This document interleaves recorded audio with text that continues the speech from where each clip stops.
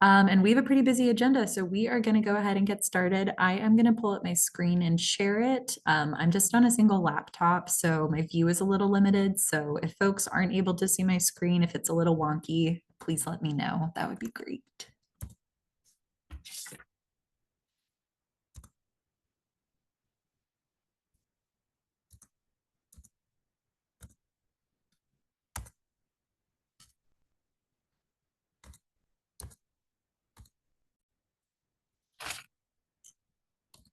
All right.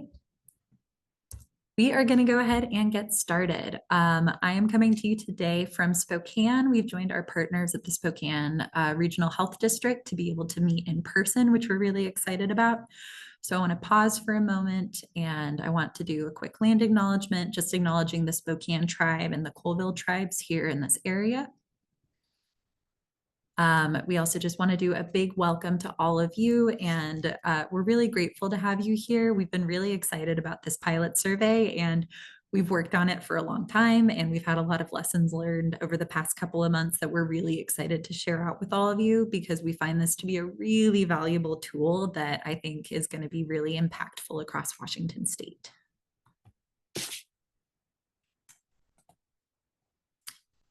And we're going to start off with a quick definition of norms because we are going to be talking a lot about what norms are today. So norms are defined as the values, beliefs, attitudes, the thoughts that govern behavior in a group. And a group can be a group of friends, it can be a school community, it could be a community based on geography or racial identity. There are lots of different options. So norms are things what people value, believe, and they do. And then in this meeting, we're going to be talking a lot about positive norms and positive norms that are shaping community. So you can see here, we have an example of in a community when early childhood education is prioritized, that tends to shape the way people are voting, the way people want their tax dollars being used, the way people are talking about childcare in their community. So that would be an example of a positive norm because it is a thought that a community has that is around health and safety.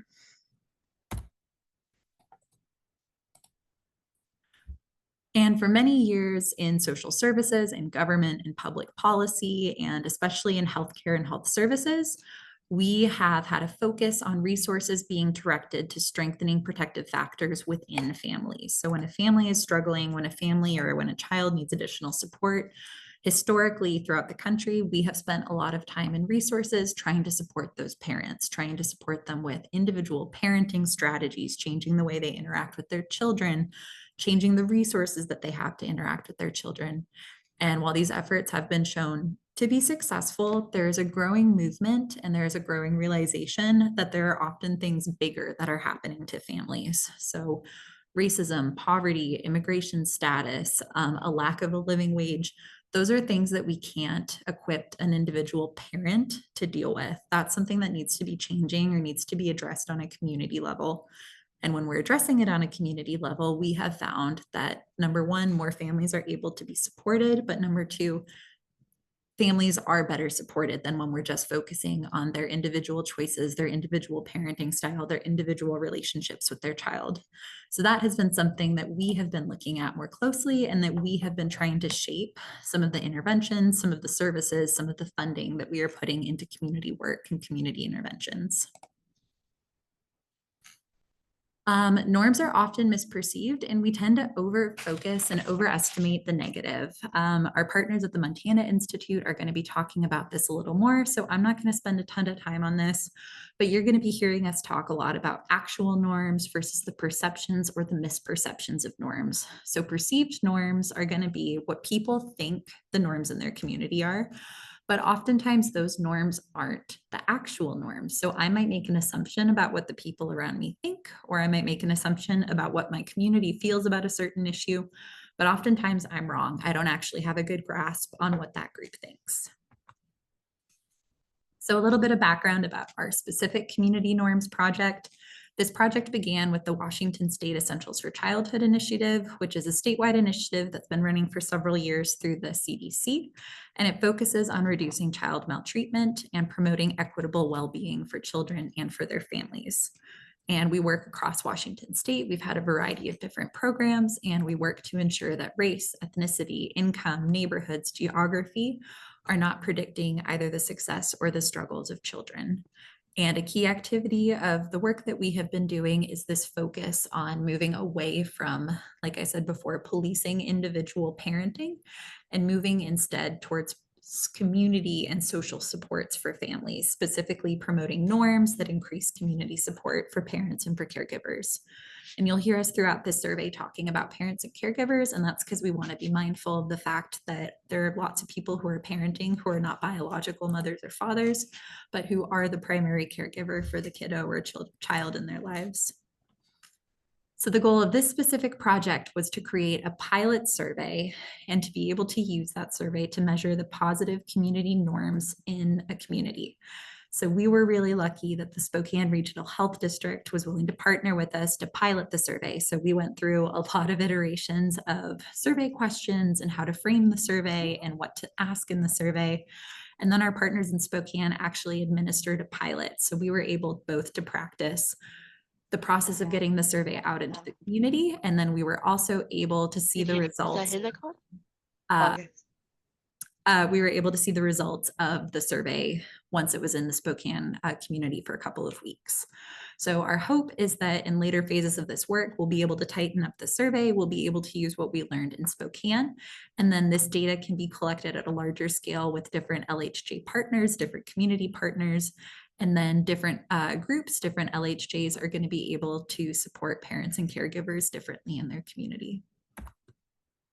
And I'm going to pass it over to our colleague Rumiana to give a little bit of background on Spokane and the survey that was administered here.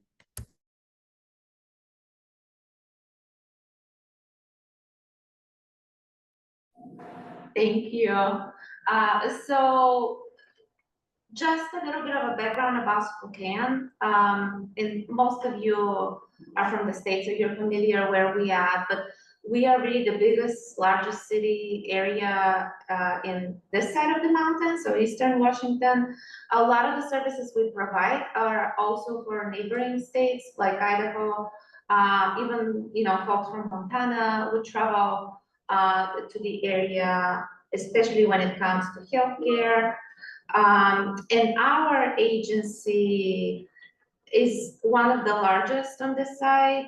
We also, because we're a regional public health agency, we do provide some supports for neighboring health departments as well.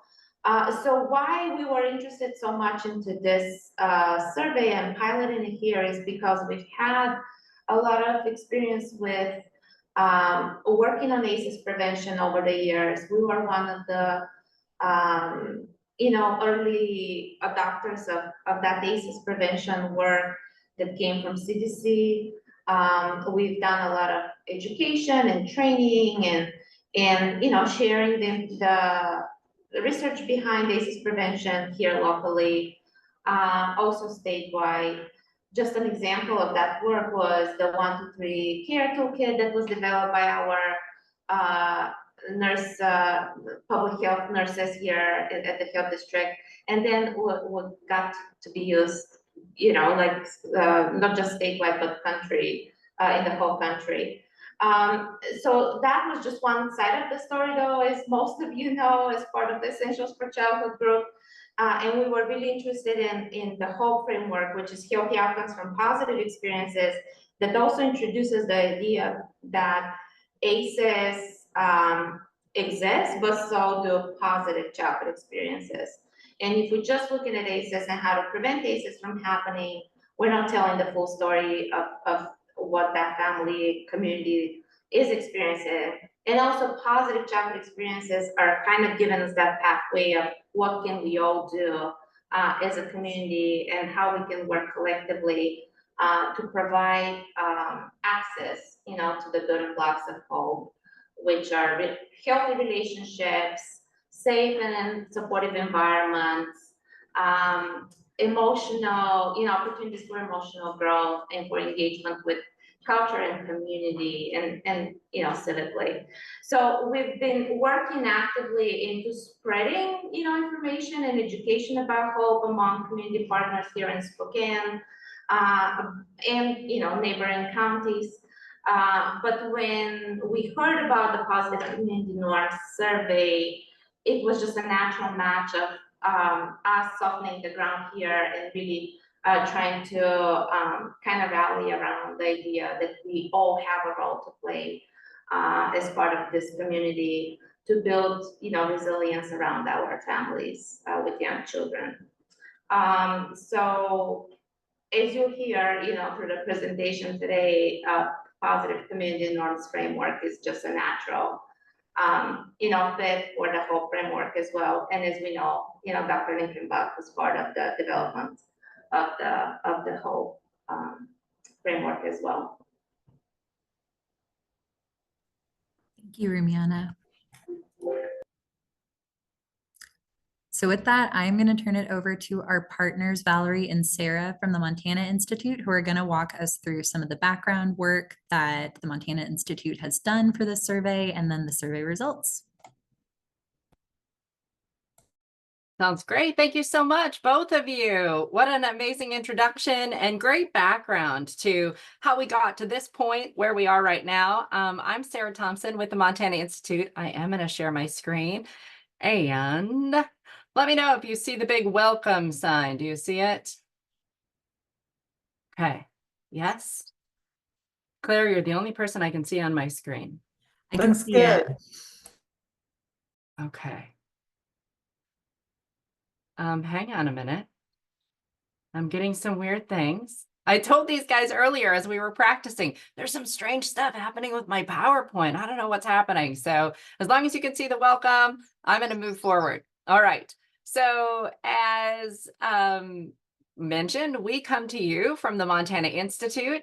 And while we're from the Montana Institute, I actually live in far northern Minnesota. Valerie is here, actually from Montana, but our team is spread around all over the place. And we have an opportunity to work with so many meaningful folks just like you all across the nation who are working on all kinds of issues. And so you'll hear us and see us talk about things such as underage substance use and child maltreatment and traffic safety and suicide prevention and mental wellness. All of those kinds of issues are extremely important to us, and we offer research and development on surveys like we're working on with you all, also some campaigns and leadership and ways that we can integrate and reflect and just make real meaning and important positive change and increase health in all kinds of different areas. So I'm Sarah Thompson.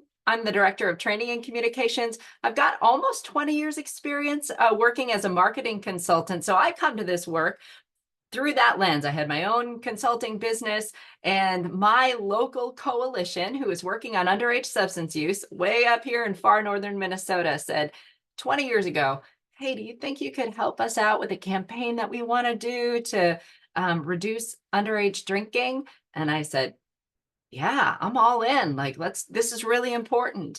And that's how I came to know about the science of the positive and positive community norms. And through the last several years, I've just had such a great opportunity to work with communities, states, organizations all across the nation who are working and implementing positive community norms to increase health in a variety of ways.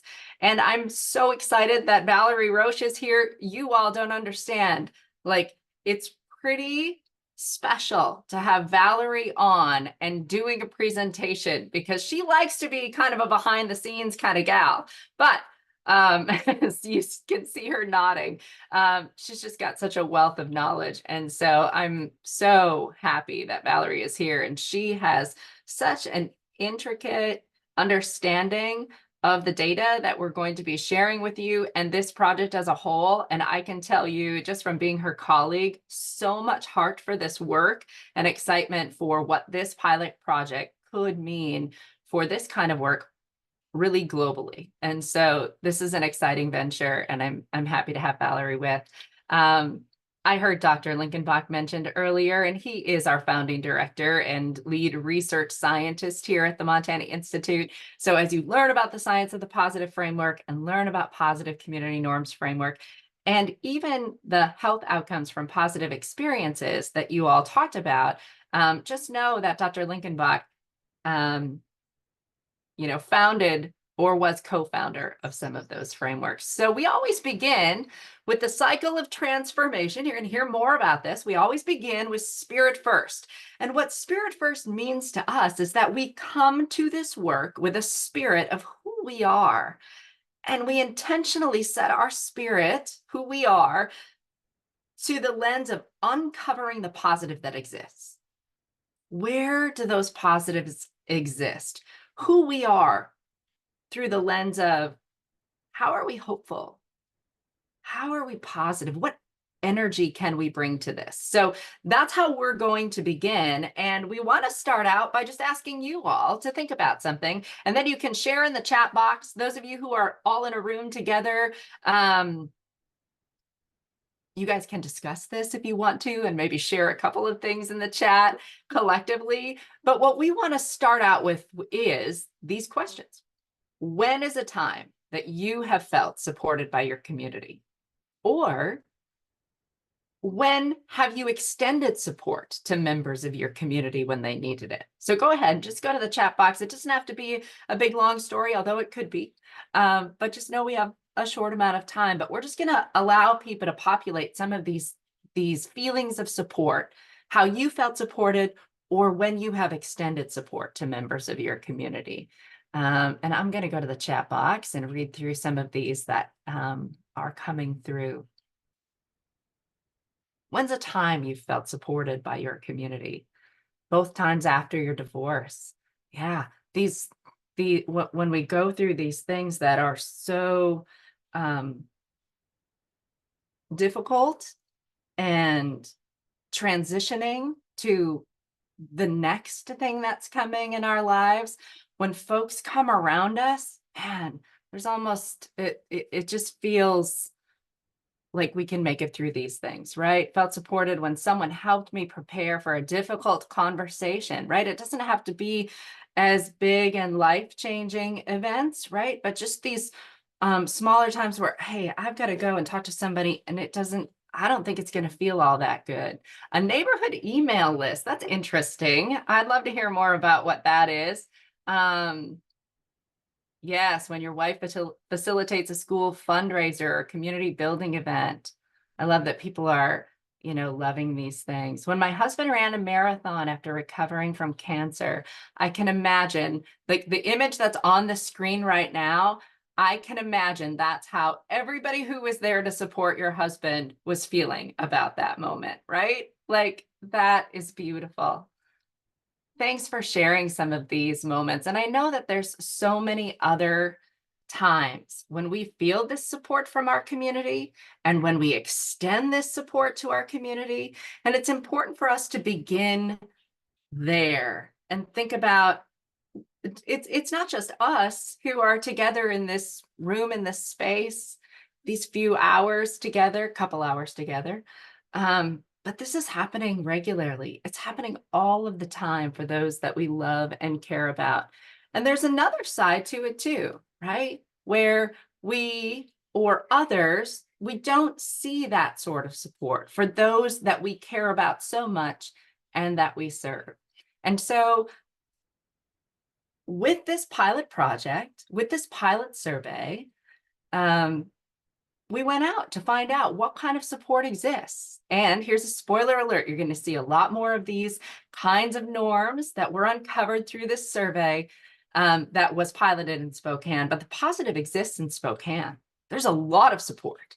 97.5% of community programs support, or of community members support community programs and policies that reduce family stress and help children and families thrive. 97.5% of, I understand that in Spokane, you call each other Spokanites. If that's incorrect, somebody let me know, but you're going to see it later on too. But that's what I understand. So 97.5% of Spokanites agree that every parent and caregiver, regardless of their circumstances, should have the support they need so their family can thrive. almost all, 98.8%, encourage parents and caregivers to get support when they need it. These are some positive norms that were uncovered through the survey. This is what the survey respondents told us. And we're going to talk more about how we can use that. And we use that through these frameworks that I introduced to you earlier that Dr. Linkenbach developed, the science of the positive framework and positive community norms. Right now, I just want to focus on what is the science of the positive. So here's what I like to call a textbook definition. So often when we think about and hear the word positive, it feels like something, right? It's a feeling. And something I want to call your attention to is the word science. So this is the science of the positive, guys. This is how we study how positive factors impact culture and experience. We're looking at how we measure it, right, through some of these surveys. And now, how can we grow these positives that exist? Because we work off of the core assumption that the positive is real. It exists, it's there, it's worth growing in ourselves, our families, our workplaces, and our communities. Here's a bird's eye view of what the science of the positive framework looks like. There's all kinds of layers that we can unpeel, and we're going to do that together over the course of these next few years. But what I want you to see is right there at the heart, at the center, the heartbeat of what we do. It's focused on the positive. Around the outside is that cycle of transformation I began to introduce you to. We began with spirit first, then science, then action and return. There are 7 core principles that come into play, and they all begin with the word P. And then there are several action steps that we'll take to grow this positive, this core assumption that we have that the positive exists. It's real. It's worth growing. And we know from the important work that we do that so often that positive is hidden under layers and layers of hurt and shame, injustice, tragedy, right? And so it's important for us to come into this space with this core assumption that even though these things are happening and we see them, and we feel them, and we serve people who see and feel them, the positive is there, it's real, and how can we grow it? And so as we continue to look at these layers of the science of the positive, I want to focus on this cycle of transformation. So again, spirit first, then science, then action and return. This is how we approach our work. And so when Valerie got together with those who spoke earlier this morning, they really thought about what is the spirit of our work, right? Who are we as a community that cares for parents and caregivers? And how can we uncover the positives that exist? Because there's this narrative that doesn't support what we know about the people that we serve and that we work with, right? And so they began with this, what's positive here? What's hopeful? What's energy giving? Imagining a new narrative that we can bring to uncover those positives. And then they moved into the science. And they started to look at what kinds of questions can we ask that's going to uncover some of these positive, hopeful, energy-giving things that we know. What can we learn from that? How can we plan for effectiveness? How can we move that spirit and that science into our actions so we can both change and transform our communities? And then we move into this space of return, which quite honestly, this cycle goes around and around a couple of times. We're in this space of return right now because we have gone through and looked at the spirit and the science and some actions, imagining some actions. Now we're thinking about, okay, what did we learn from this pilot survey that went out, right? What kinds of norms have been exposed through this survey? So we're going to talk about those in a little bit. I want to continue to give you some of the basics of what we're looking at here. So Public Health 101, in a nutshell, is about reducing risks and increasing protections, right? They are depicted here through a red arrow and a green arrow. You're going to hear us talk about the green arrow approach as we continue our work together. And when we talk about that green arrow approach, we're really talking about the hope that exists. We're not minimizing the fact that there are concerns, right? But our focus is on that positive. Our hope is centered on the positive that we know is there. And why do we focus on hope? Against what the very famous coach Vince Lombardi said, hope is not a strategy. We say hope is a strategy. It is a strategy. And it's the central strategy, right? It's how we are focusing our attention on the hope, the real hope that is there. Albert Einstein. I mean, I think about Albert as one of the smartest guys ever, right? Like everybody knows Albert Einstein. If you say, yeah, that person's an Einstein, we're talking about how smart somebody is. And so he was challenged. People asked him, what's the most important question that we can ask? And do you remember what his answer was? Some of you might know this. He said, is the universe a friendly place? That's the most important question you can ask. Is the universe a friendly place? And we can take that into our own lives too. Is our community a friendly place? Is this place that we live and work a friendly place? Is this school a friendly place? And how we answer that question for ourselves helps us see the things differently, right? If we believe it's a friendly place, we'll see things that show us it is. And if we believe it's a harmful place, we'll see things that show us the harm. And there's a balance that exists there. But I think it's so profound when we think about this as the most important question that we can ask. And so similarly, after years of research, Dr. Linkenbach, the founder of our framework, says, if we want health, we must promote health. And this was absolutely profound to me as I came into this work from a marketing consultant perspective, right? So I came in with the idea of how are we going to, at a community level, teach people about prevention, right? And the important things that have to happen to prevent underage drinking. That's how I came to the work. So I'm just referencing that. That's my own personal experience. And when Dr. Linkenbach put this up on the screen and said, if we want health, we must promote health, I thought, oh, right? Like, let's take a cue from some of the best marketers in the world. McDonald's is not talking about Burger King. And Nike is not talking about Reebok. And Apple is not talking about a PC, right?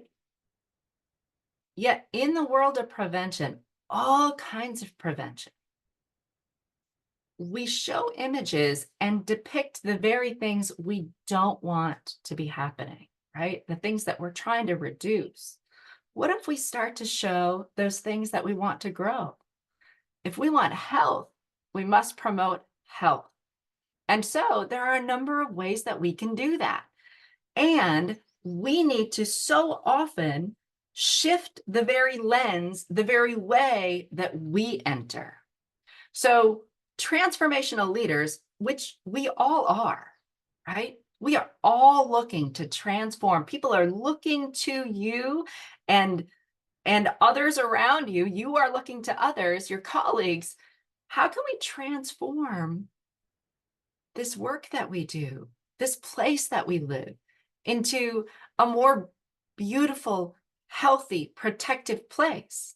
And so as transformational leaders, sometimes we need to come in and challenge those core assumptions that exist within ourselves and within our communities and say, is the positive here? Is the positive here in this place? So often when we come into the kind of work that we do, we're focused on, and our frameworks are focused on, there's a problem here and we want to fix it, right? And that's true. There's a problem here and we want to fix it. it's also true that the positive is here and we want to grow it. And when we start to look at our world through that lens, there's positive here and we want to grow it. We start to ask different questions. We start to see different things. We start to promote different things. We start to promote the health that exists. And that's where the positive community norms framework comes into play. So positive community norms is an application of the science of the positive framework. This is how we're going to apply it in our organizations, our systems, the communities that you serve, so that we can grow these positive protective norms that I showed you. I mean, almost all people have these positive protective norms based on this survey, this pilot survey that we had, right?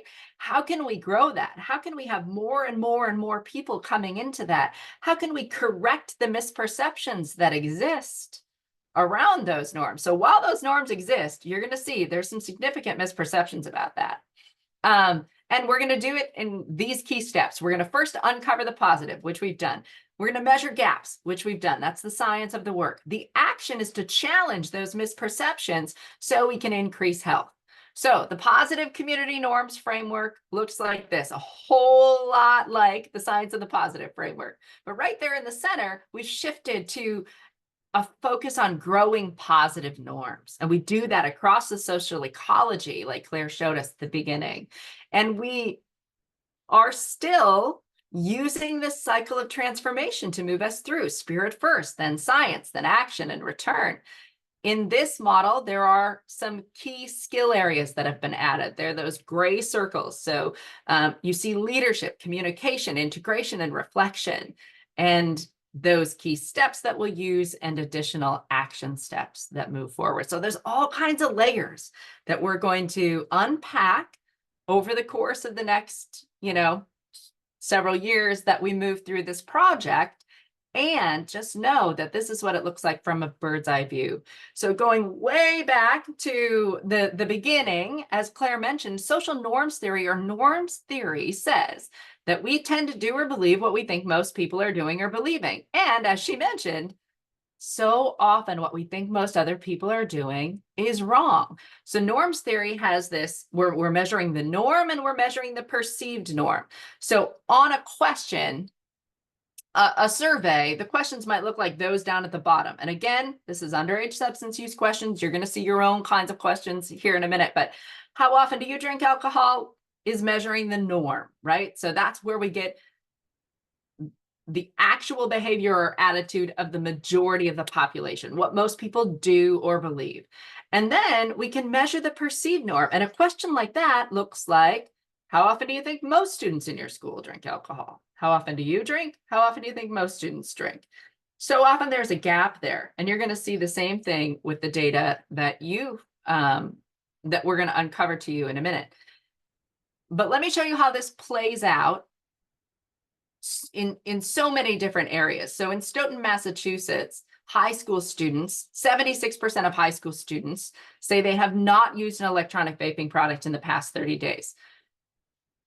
82% of students believe most have vaped in the past 30 days. There's a big gap between the actual norm and the perceived norm. So 82% of students are misperceiving the norm. And so what do we do with that? How do we shift those misperceptions? Ooh, I apologize. There's something funky going on with the screen here, but we simply go out with messages that focus on the norm. In the past 30 days, 76% of Stoughton High School students did not vape. That's the norm. The whole idea of this campaign is to correct the misperception of the norm. Why is that important? Because a misperception of the norm is a risk factor. So with this analysis, we can look at and calculate what's known as an odds ratio, and that gives us a risk factor. You guys are familiar with risk and protective factors. So this is a risk factor. Stoughton students who believe their peers have vaped in the past 30 days are 8.6 times more likely to vape themselves. Now we can shift that into a protective factor because it's also true that Stoughton students who believe their peers have not vaped in the past 30 days are less likely to vape. right? Let's look at this. This is just a quick little fun sign. If you've been to Montana, maybe you've gone through Rudyard. This sign exists. Rudyard, Montana. There are 596 nice people and one old sorehead. What do you think people are talking about? Like when they talk about Rudyard, Montana, if one of the major news people were going to come into Rudyard, Montana, what would they talk about? They'd go talk about the old sorehead. They'd go find the old sorehead. They might even report it as a sorehead epidemic in Rudyard, Montana. And so we have strong, protective, supportive norms for parents and caregivers. And too often, our narrative exists just like in Rudyard, Montana, right? So the main purpose of a positive community norms message is to mine that gap. So that gap's important to the work that we do, so we can correct the misperception and more people can see those positives that exist. Because as the behavior, as we start to understand that most people are doing healthy and safe things, we're more likely to do that ourselves. We're more likely to promote that. We're making those types of conversations. Here's an example from Open University out of just outside of Michigan. 79% of students strongly agree that they support a friend as they seek mental health services. Why are they focused on that percentage in their survey? They also found a misperception there, right? They didn't think that all their friends would support them in that. There's another example. This one's from Burlington, Iowa. There's an after-school program there. They're talking about how the after-school program is more than just daycare. Like, and there's this idea, a narrative in the community that program is, just about daycare and things. So they're for kids to be. But they found out that most students in pieces, the after-school program, say that the program helps them feel good about themselves, get along better with their friends, and stay out of trouble after school. Most students attend because they want to be there. They're having a good time. They're learning things. They're feeling connected.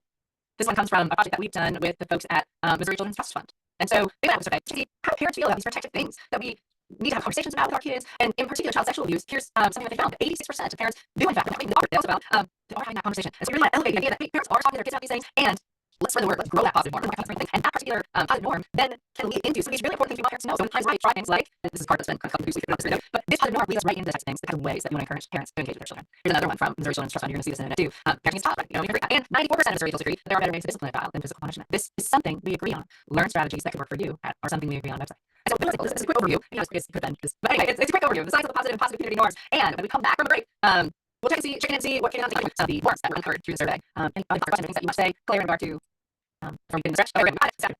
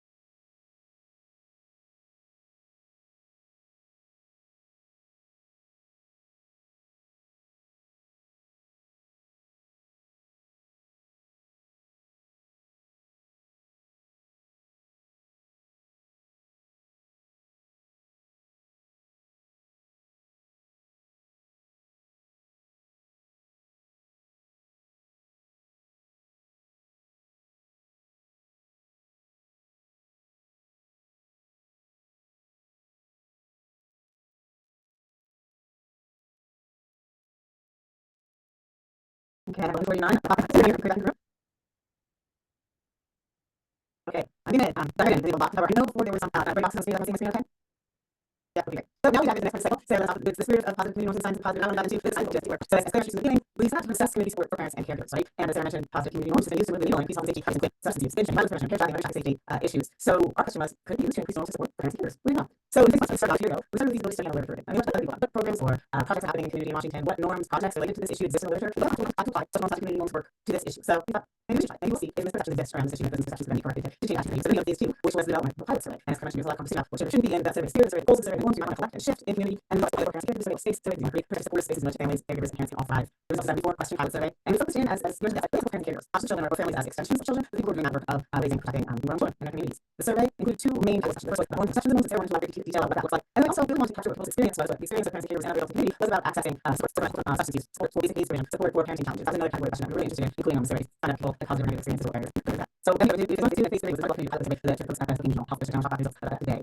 This is on in 2024. It's over about 3 weeks. We had some time constraints, unfortunately, that we were working with. We couldn't leave the survey open as long as we might like to get their slides of respondents from Spokane County to make this as possible and share a wide variety of community channels. I think that we're going to talk a little more about in the afternoon conversation. But that's how we use the community. I mean, we could explain the control of certain numbers of people. So that's how we value like we receive 8 responses. Do whatever we want for sure. Not necessarily in itself too few words. It's not representative of any especially with the incredibly wonderful backdrop of the community that is in. So that's a relation that we have to acknowledge and think about. One thing really interesting when I say was the survey itself, understand the data, application of the survey, one of the questions people find out, it's everyone has a question, you know, everyone has a very high item response rate and very low change. Almost every question, almost everyone made it to the very last question. Look how the last year's time, we do know from our demographics that about 75% of us with children and families, so they make it a very motivated group with a lot of student and a lot of interest in this particular issue. So that's something we also have to keep in mind when we look at that. So different high quality responses, overall sample size, and the score low. For that reason, and think about the evidence that's here. So they're generalized on just looking at population as a whole, right? And this is especially true when we talk about that second group of questions. So we really ask people their experience, how access to this in their community, because that people maybe sort of find people like individual services, they didn't have experience, they didn't have negative experience for these various reasons. Those individual buckets responses become very so typically when it comes to the norms, such as we're able to norms and limiter, which take into account the entire sample size as a whole. And if this message, if the data from the survey are used in the future or using in other competitions, is our recommendation, we're able to deal with it, more data, and it's kind of have a more accurate slice of the population that's there. But I want to talk about what we did see and what we're able to learn from it. So it is a real, as certainly at the beginning of the session, that we some really some norms to support for parents and caregivers, and also real misperceptions of what people plan. Our experience in my industry from working with many different PCN status, positive community norms, status, on many different issues, many different populations, but indicate us that misperceptions exist in this one. It's not because we have to do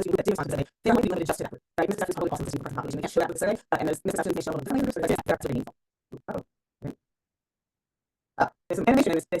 I didn't know that. This is very simple. So I'm not hearing PowerPoint's not my place. But that's good. So again, we're talking about this everywhere space survey data. We got into it with a very important unanswered question, right? And that question was, please, there is someone people parents and caregivers. And the result was, yes, absolutely. So I'm going to go through this now. We'll show you the norms and gaps. The norms and misperceptions that we got from this little sample that we got on the survey. Yes, we have to response today to say how they feel about that statement. I feel strongly, really strongly disagree. And how we think most adults in Spokane County would respond to that statement. That's the same thing. Just like is how people feel about it. They really do. And the gap is people who don't accurately perceive them. So let's see what happens with these. So I'll give you a sneak peek of some of these. But the very first kind of misperception is the well-being of children and families in Spokane County. Even though I don't know, it's important to me. So we have to feel about this statement. And we got an incredibly strong one, right? 99% of people saying they agree or strongly agree. Well, children are support community is important. But then we really have to see that core. These respondents don't think other adults feel the same way. They got it this way. There's 25% of no, I don't think most others do. Every parent caregiver, those decisions, support needs, they're going to be that's the same as the response. Our response, 97% said they agree or strongly agree. And that, people misperceive this one. They don't accurately see that most of the people in this respondents would agree or strongly agree with that one. Okay, I'm going to pause there for a minute because I see something happening in the chat, and this is going to be okay. I'm going to showing if anyone who is confused or ask questions. So feel free to throw questions in the chat or pop off mute. Share a question if you have them now. Hi, Valerie. This is Rebecca. Can you hear me?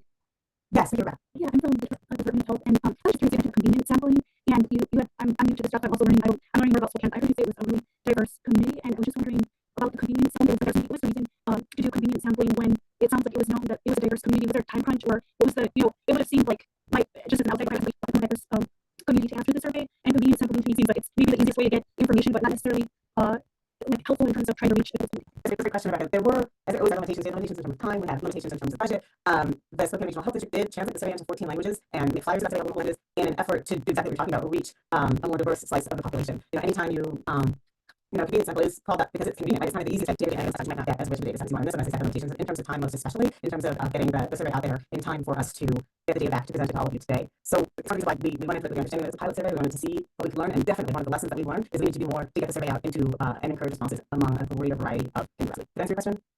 Yes. Yeah. Thank you. Awesome. Just to add to what Valerie's saying here, but to add the convenience of the sample was kind of to socialize the survey with communities. And what I learned was that we need to do that work if we want communities to participate. I see a couple questions in the chat.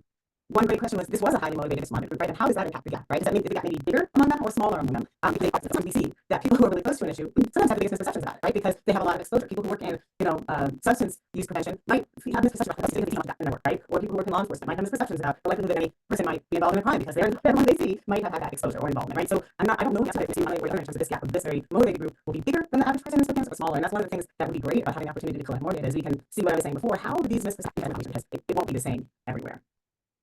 Okay, I'm going to keep moving because we have a lot to cover and not a lot of time. So, but feel free to add more questions in the chat. I'll answer and just a few more of these. I'm going to run through them a little more quickly. The statement: I support community programs and policies that reduce family stress and help children and families thrive. Again, a very strong norm of agreement among these. It's true, and the misperception gap growing. Right, only 40% of them think most other adults in Spokane feel the same way. Right.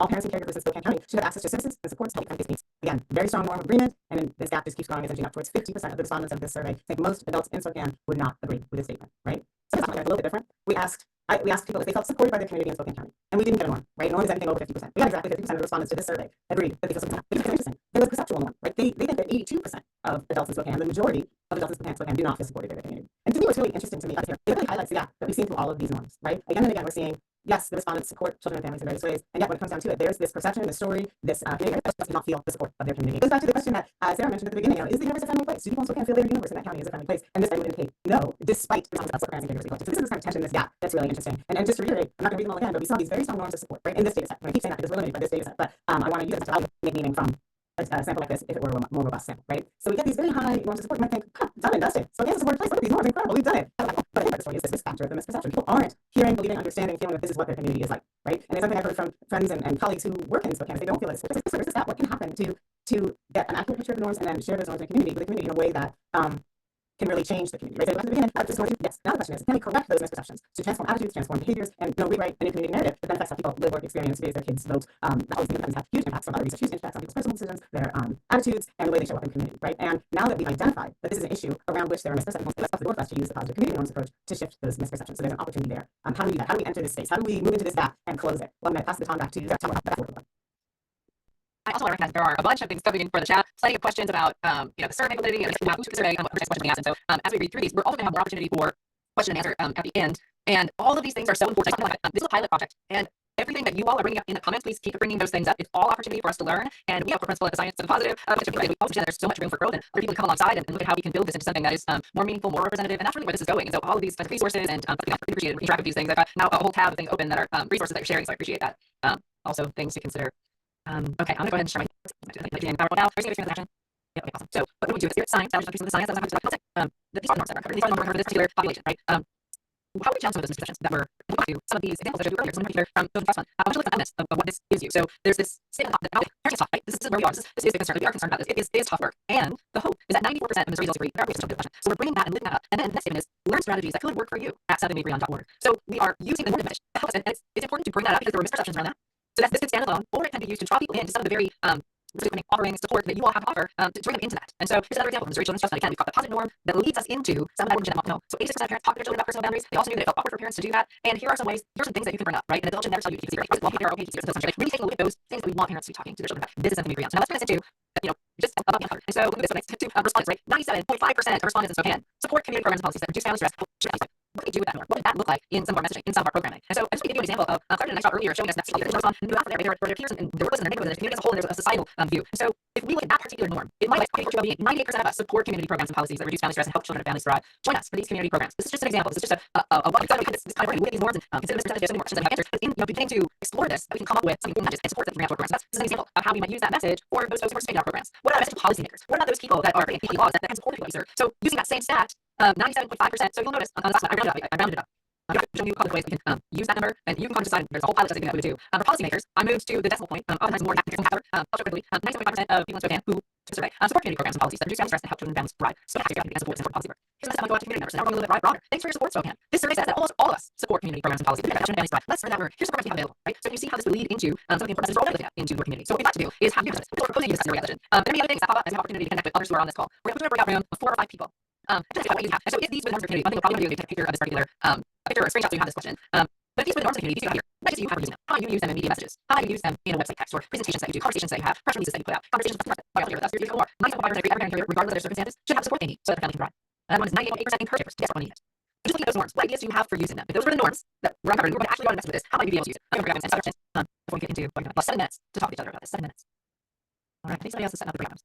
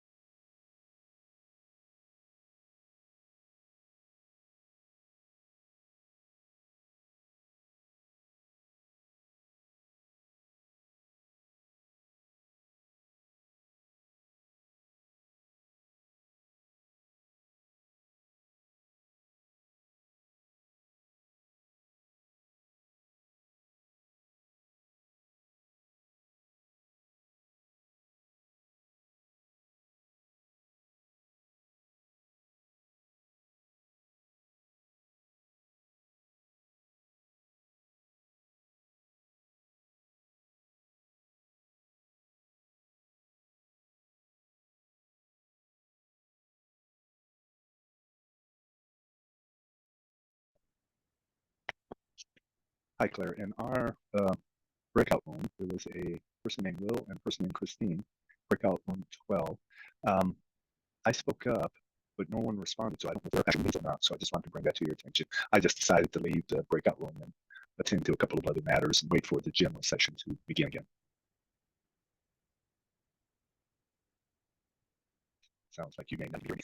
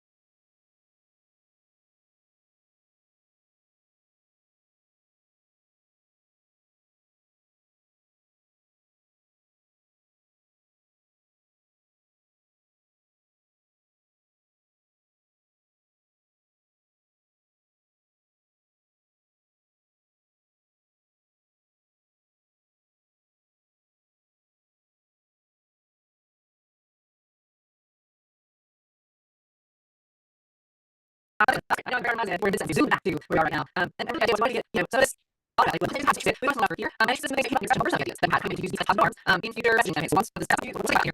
Just how you can see. How do we thank you?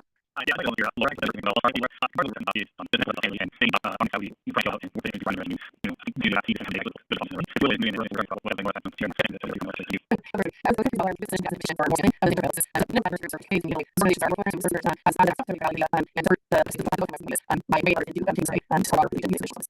And I don't know how you do this. Well, very don't make a ton of things. So trains vendors and so that actually credit for it. You will know I'm very going to go resources community. So you do have a running operating trains to still for not to get some like I'm trying to do you can make and do our business things and it's group there is Involved exactly where I show you right there are rules that is used and even those things so do strengths what kind of positive feeling that be some situations and probably about things to engage further question let's just do that's the intent right is you to open up a conversation you are in the and if you end up in the meeting room spread how we use this information to find stigma around guilty behaviors but now if you have this into Laura we can actually use the limitation in a way that's saying people can right majority of companies so that actually can be the messaging it could be people provide services to families strongly believe that they should have access to what they need like this messaging that is put in like things for people on flag services and we find that initial resistance and shame and guilt and things like that and then we're talking clearly about people that make people provide services themselves to say hey this is really what others are believing in your profession you're in the field and we're around and inspire us and like I'm the vision angle like no matter how much we educate into strengths thinking we do all on past judgments to let people see help. So it also fantastic one to and that's one thing that entire county it's really much challenging type of study. You're not saying people who are part of the organization or who are in specific school district. You're asking for a very broad swath of participation. And we consider like this for 6 months and continually promote it. And that's different organizational outreach. It's different, touch points and people kind of really build the kind of responses over time you would need to generalize from a community sample survey like this. But that's it. I'm really inspired by the discussion that these preliminary pilot results are inspiring and all of you.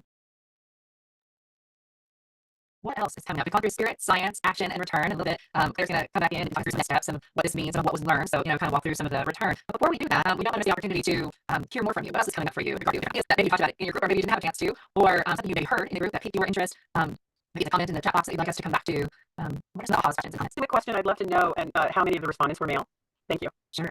Give me a flash. I will look that up for you. I don't know off the top of my head. One moment. I wanted also to just share what I was thinking about before this meeting when we were thinking that we got the sample predominantly from service providers. I think this can be a very powerful education tool for us to go back to the providers and say, hey, obviously a lot of you have almost unanimous agreement to where the parents and families need to support it. That's really where your spirit is, right? That's where your heart is. That's why you are in this field. And I think that the community would not support that. And I think that's really where that tension lays, and that's a lot of burnout that comes up from there.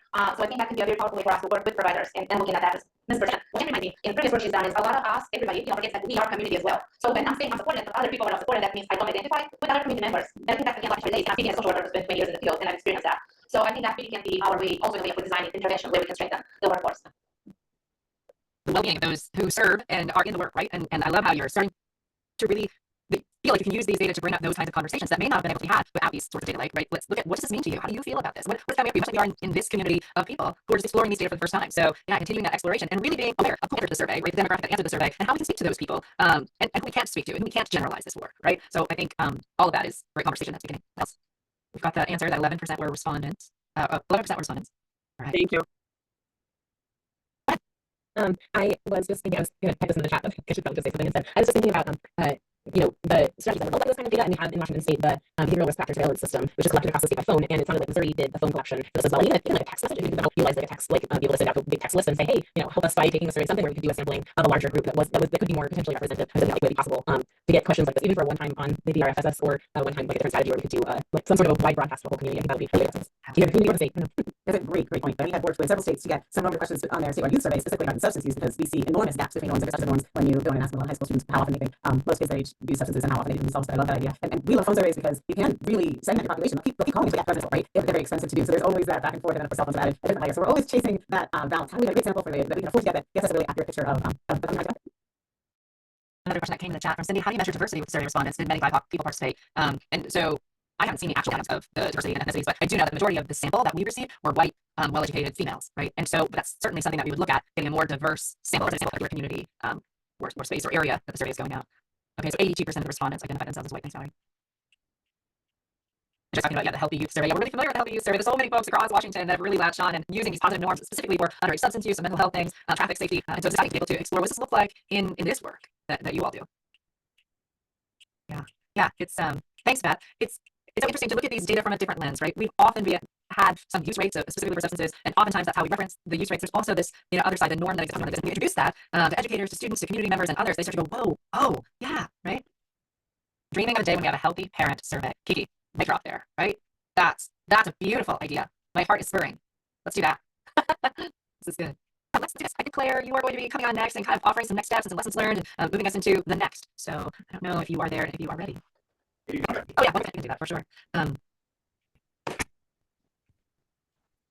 Just over there, this is pilot survey. So it's a great next step, and then we're going to take something all for feedback. Thank you so much, Valerie, and for working with some iterations of the survey, and working on piloting and working on reviewing data, going data. They have to be done to work completely for time. So I'm interested again. So if there are notes in the chat, I can please let me know. I'll have screen time. I have it on screen. Thank you. We can choose one, and you can ask these on. So again, we can answer sharing a little bit about the Spokane experience actually administering the pilot survey, and also a little bit more on the survey development, the use of the survey accessibility. All right, so just to give you a little bit of a background, we thought it's going to be a great idea to pair the survey with another one that we were having, which was focused on parents and caregivers of 05, social support, social connection, isolation, and loneliness. In our minds, my mind, that was completely natural fit. Well, it did not work out. It was confusing people. They thought, oh, well, I already filled this survey out, or I already shared the survey out with the community. So towards like the second week of the motion, I started actually sharing both surveys at the same time, even though it was starting in different populations, and explaining, hey, we're having two surveys going on at the same time. One is just for parents and caregivers, the other one is for everyone who lives in the county. So that is something I do not recommend, even though you think, they just pair well. And there was a little bit of the survey description says it takes about 30 minutes. Actually, it's not that it was shorter, and also a lot of folks will just not fill it out when they see that it takes long. And that leads to the other lesson learned was we try to reach folks at different farmers markets and community events we had through that month, and we had a ton of those. But it was not conducive really to doing a survey on the go while you're walking around the stalls and looking at stuff at the market. So certainly that would not be appropriate for outreach. Maybe asking folks, hey, can you just take this and do it at home or something like that, to be able to do more prep. And that kind of led to that realization that we cannot just rely on partners to socialize, these surveys with folks. We have to do a lot more legwork and a lot of more of community presentations and use them as education as well about the importance of understanding community norms and building, like our messaging and how we engage with others based on, proper understanding of what community norms are.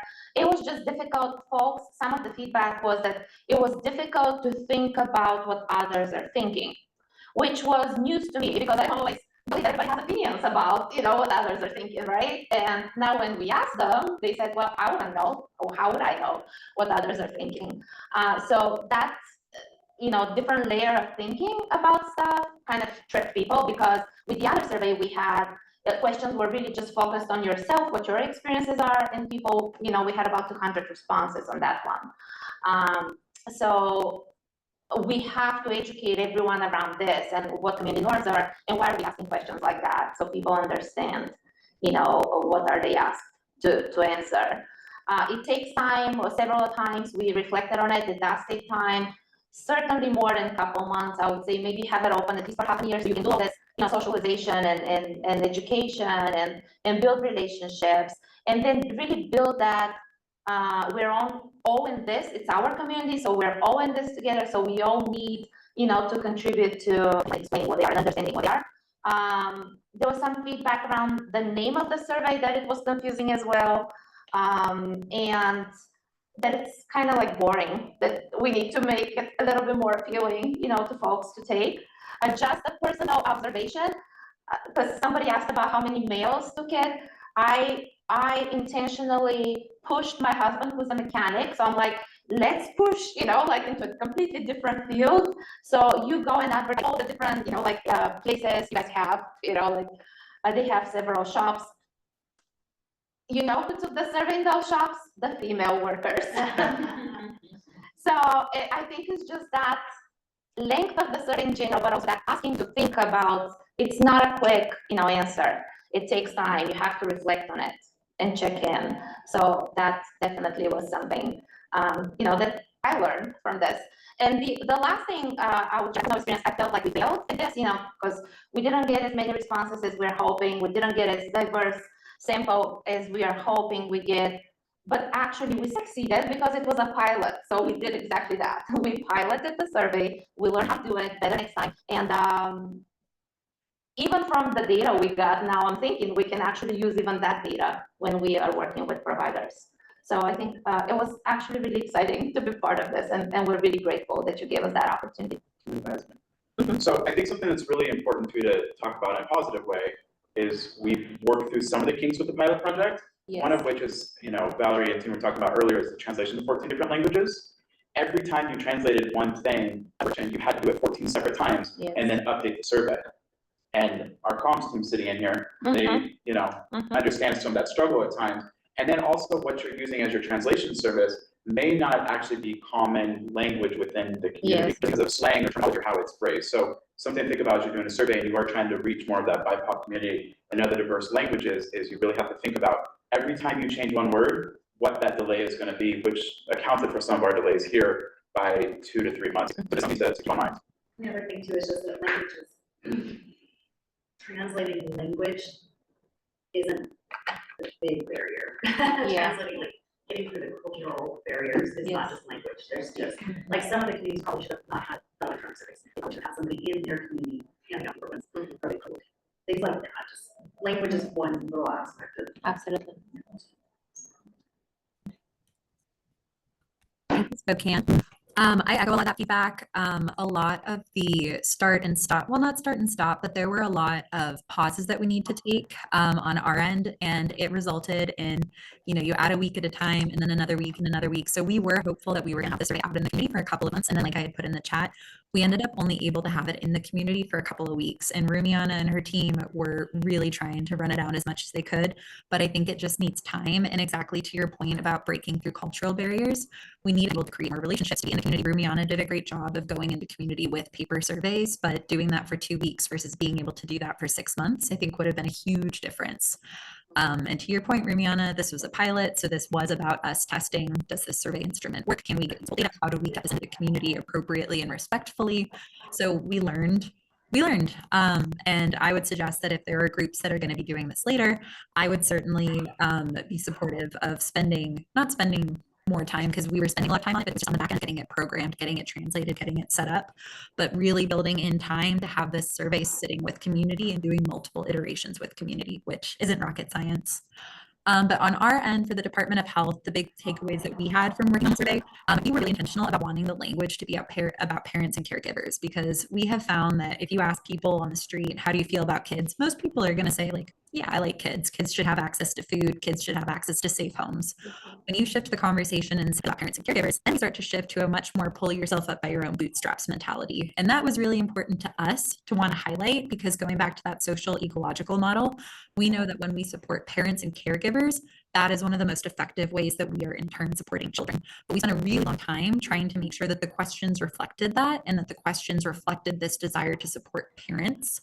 And then to Josh's point, we were just constantly reiterating this question, I think, is a little bit child focused. Let's shift the language. Oh, then we're going to do a big deal, none of which shouldn't happen. But that was certainly a learning opportunity for me, is that we were tweaking as we went. And at some point we needed to have the survey that we had, test the survey that we had, and then make adjustments because we were slowed down by some of our tweaks.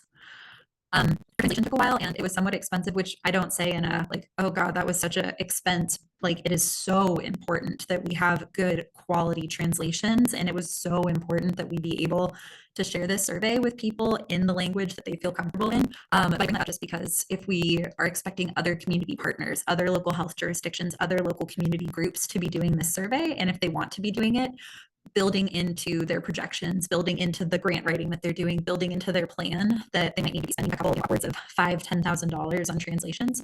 That's a really big ask of smaller community groups. So just wanting to flag that for groups that are interested in doing this in the future, is that is a really important part of this work and making it accessible. And you want to make sure that you're building that into some of the admin that you're doing. We also noticed that a lot of the translated surveys were not actually used. So we were able to go on the back end and to look at which surveys are being accessed. Is it mostly the English? Is it mostly the Spanish? English and Spanish were the two surveys used the most. A bunch of the surveys that we translated into other languages actually weren't used at all, which isn't super surprising considering we only had 80 responses. But that, just to the point that was made earlier, really does indicate that it's not enough just to have a translated copy. It's not enough just to have a paper copy. There needs to be a lot of time and a lot of really intentional community engagement to make sure that folks feel comfortable and able to access the survey. Just again, on the background side, this survey required going through the IRB, the internal review board, because it is a survey, it's research, it's data. That process was longer than we had anticipated. And again, it was also very dependent on a final version of the survey. So you can't really submit something to the IRB that says, we think we're going to do a survey that's going to sort of look like this. You need to present the IRB with, this is the survey that we're going to be doing. These are the questions that we're going to be asking. So some of our tweaking got in the way of being able to submit that IRB application. That IRB application then had to sit for a couple weeks and get processed. So that was also adding to a bit of our delay. And then the final observation feedback that you had, Rumiana mentioned the survey platform. From the participant side, it's kind of boring, it's kind of janky. From our side, finding, and I agree with you, it is a very janky platform. It was really hard to find a platform that we could use where we're in the back end, we're looking at all the data that's coming in, we're searching for bots, we're making sure that people are filling out the survey incentive. We're wanting to make sure, are people getting access to these gift cards? Are people entering in the raffle correctly so we can compensate them for their time?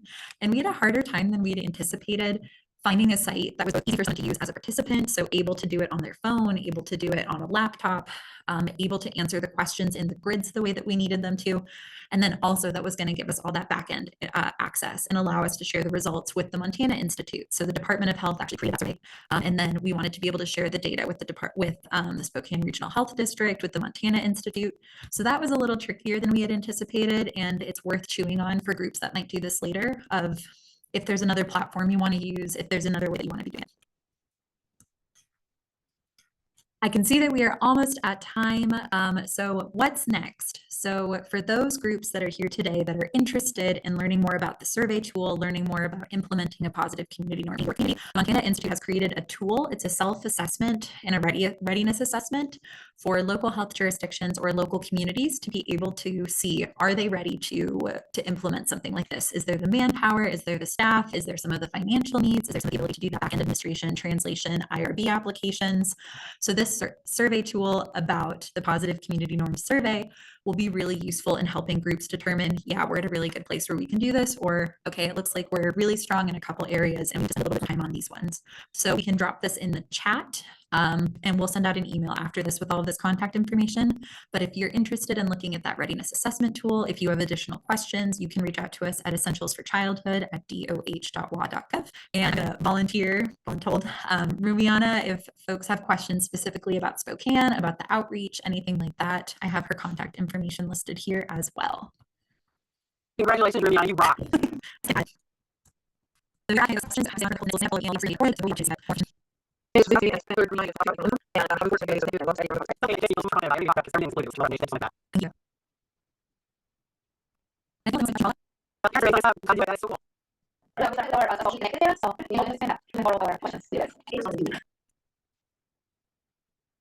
Cool. All right, I'm going to turn off recording.